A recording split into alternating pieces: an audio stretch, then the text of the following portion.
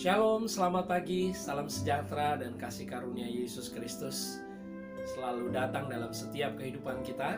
Dan tentunya di hari ini dengan penuh sukacita saya juga mau mengucapkan Selamat Paskah 2020. Sekalipun saat kita merayakan Paskah pada kali ini, pada tahun ini sungguh berbeda dengan tahun-tahun sebelumnya. Bahkan mungkin dalam sejarah modern gereja, ini adalah pertama kali di mana orang percaya tidak bisa berkumpul di gereja, tidak bisa berkumpul di sebuah tempat, tidak bisa melakukan banyak hal bersama-sama. Kita harus berdiam di rumah. Tidak apa-apa saudara, karena kita memiliki Tuhan yang tidak terbatas. Kita memiliki Roh Kudus yang selalu bekerja di dalam setiap kehidupan kita. Dimanapun kita berada, Roh Kudus selalu hadir. Saat kita hanya berkumpul berdua, bertiga dengan mungkin suami, istri, anak-anak kita, tetapi saya percaya bahwa Roh Kudus tidak berhenti, bahwa kita memiliki Roh Kristus, Roh Kudus yang tidak terbatas untuk melayani saudara, untuk menilik saudara, untuk memberkati saudara, sehingga tidak ada alasan untuk kita tidak bersuka cita, tidak ada alasan untuk kita tidak bersyukur sekalipun di saat-saat yang seperti ini. Tapi saya percaya bahwa firman Tuhan digenapi, 2 atau 3 orang berkumpul, Yesus hadir. Karena sesungguhnya kitalah gerejanya. Setiap pribadi kita adalah gereja Tuhan. Nah, pada pagi hari ini bersama-sama kita akan menikmati kabar baik firman Kristus dalam renungan pagi. Baiklah saudaraku, kita akan membaca satu kebenaran firman Tuhan yang saya ambil dari surat Ibrani pasal 10 ayat yang ke-10. Dan karena kehendaknya inilah kita telah dikuduskan satu kali untuk selama-lamanya oleh persembahan tubuh Yesus Kristus. Pernah satu kali saya menyampaikan ayat ini kepada seorang, dan dia geleng-geleng kepala, dia bilang, rasanya nggak mungkin lah kalau Tuhan Yesus sudah menyempurnakan kehidupan kita. Rasanya saya ini masih hidup dalam dosa. Rasanya saya ini belum layak di hadapan Tuhan. Saudara, itu adalah kita berpikir bahwa pengorbanan Yesus itu hanya berlaku pada saat itu saja. Tetapi sesungguhnya firman Tuhan pada pagi hari ini kembali dalam kehidupan kita dikatakan, dan karena kehendaknya ini kita telah dikuduskan satu kali untuk selama-lamanya oleh persembahan tubuh Yesus Kristus.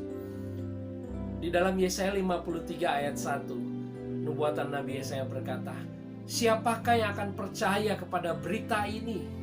Siapakah yang akan mendengarkan berita ini dan mempercayainya? Saudara, Injil adalah kabar baik. Injil adalah kabar baik.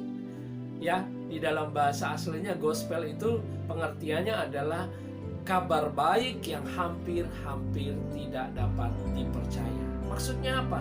Banyak orang yang melihat atau mendengar kabar baik ini berkata, mana mungkin, mana bisa?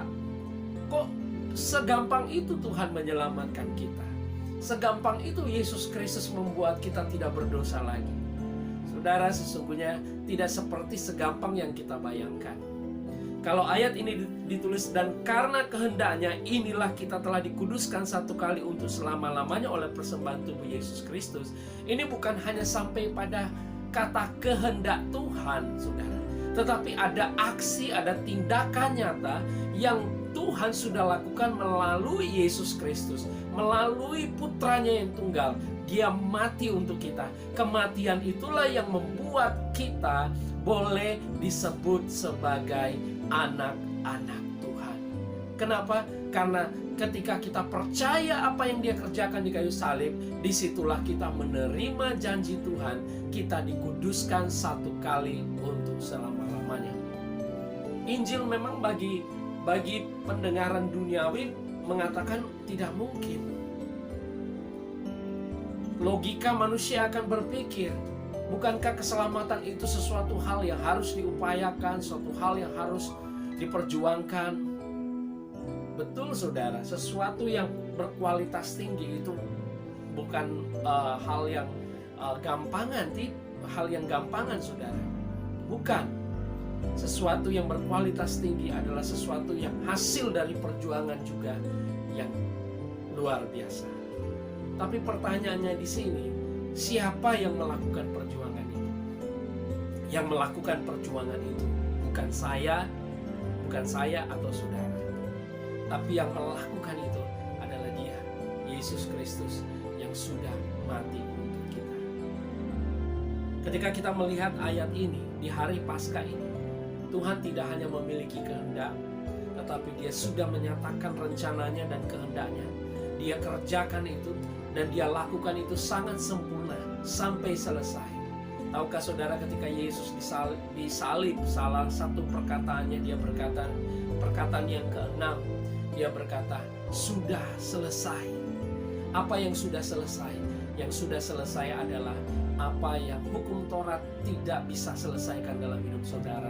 Yesus datang untuk menyelesaikannya. Hukum Taurat adalah perjanjian lama yang Tuhan buat dengan manusia, dan ternyata manusia tidak ada satupun yang bisa menyelesaikannya.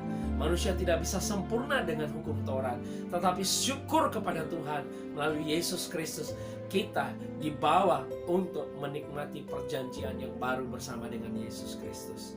Sehingga hari ini status atau identitas saya dan saudara di hari Paskah ini, saya mau tekankan, saya mau sampaikan sekali lagi bahwa saudara dan saya di dalam Yesus Kristus bukan lagi orang-orang yang terhukum, bukan lagi orang-orang yang dimurkai, tapi adalah orang-orang yang akan menerima janji-janji Tuhan.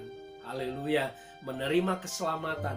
Di dalam Ibrani 10 ini ditegaskan lagi, dimulai dari ayat yang ke-14 saudara, ya, Ibrani 10 ayat 14, sebab oleh satu korban saja Ia telah menyempurnakan untuk selama-lamanya mereka yang Ia kuduskan. Kalau tadi kita membaca ayat yang ke-10, oleh karena kehendaknya kita telah dikuduskan satu kali untuk selama-lamanya oleh persembahan tubuh Yesus Kristus. Itu berbicara tentang peristiwa salib. Dan ayat 14 ditekankan lagi, diperjelas, sebab oleh satu korban saja, yaitu korban Yesus Kristus, kembali disampaikan di sini, Ia telah menyempurnakan untuk selama-lamanya mereka yang Ia kuduskan. Yang saya maksudkan yang Dia sempurnakan dan Dia kuduskan adalah apa, saudara? Adalah kehidupan rohani saudara dan saya. Adalah bahwa saudara dan saya hari ini benar-benar adalah orang-orang yang menerima perjanjian baru, menerima keselamatan kekal. Karena itu Yohanes 3 ayat 16 sangat konsisten sekali. Tuhan berkata, karena begitu besar kasih Allah akan dunia ini, dan Ia mengaruniakan anaknya yang tunggal, supaya setiap orang yang percaya, saudara dan saya percaya, dikatakan tidak akan binasa, melainkan beroleh hidup yang kekal. Inilah satu kekuatan kita, inilah satu bukti bahwa hidup saudara dan saya, kita tidak sekedar merayakan Paskah, tetapi kita mengalami berkat-berkat dari Paskah itu. Dan dikatakan di dalam ayat 15, dan tentang hal itu Roh Kudus juga memberi kesaksian kepada kita. Sebab setelah Ia berfirman, inilah perjanjian yang akan kuadakan dengan mereka sesudah waktu itu. Ia berfirman pula, aku akan menaruh hukumku ke dalam hati mereka dan menuliskannya ke dalam akal budi mereka. Saudara, ini satu firman yang disampaikan oleh penulis surat Ibrani, dan sebenarnya ini dikutip dari Yeremia 31 ayat 33 sampai 34, yaitu tentang janji perjanjian baru. Karena perjanjian lama, saudara, Paulus berkata sudah tidak berlaku lagi. Tetapi dengan adanya Yesus Kristus, kita ada di dalam perjanjian yang baru. Dan perjanjian yang baru ini dikatakan, aku akan menaruh hukumku ke dalam hati mereka. Bukan lagi ditulis di loh batu, tetapi hukum itu ada di dalam hati kita, dan menuliskannya dalam akal budi mereka. Ini yang pernah saya bagikan dalam renungan pagi, yaitu di mana firman Tuhan sudah menjadi satu dengan kita, di mana firman Tuhan tinggal di dalam kita. Kita tidak sedang berupaya melakukan firman, tetapi Dia yang tinggal di dalam kita sedang bersama-sama dengan kita mengerjakan, melaksanakan firman itu sendiri. Haleluya, bukankah itu satu hal yang luar biasa, saudara? Dan inilah perjanjiannya, inilah yang ingin untuk kita dapatkan pada pagi hari ini. Dikatakan dalam perjanjian baru, aku tidak lagi mengingat dosa-dosa dan kesalahan mereka.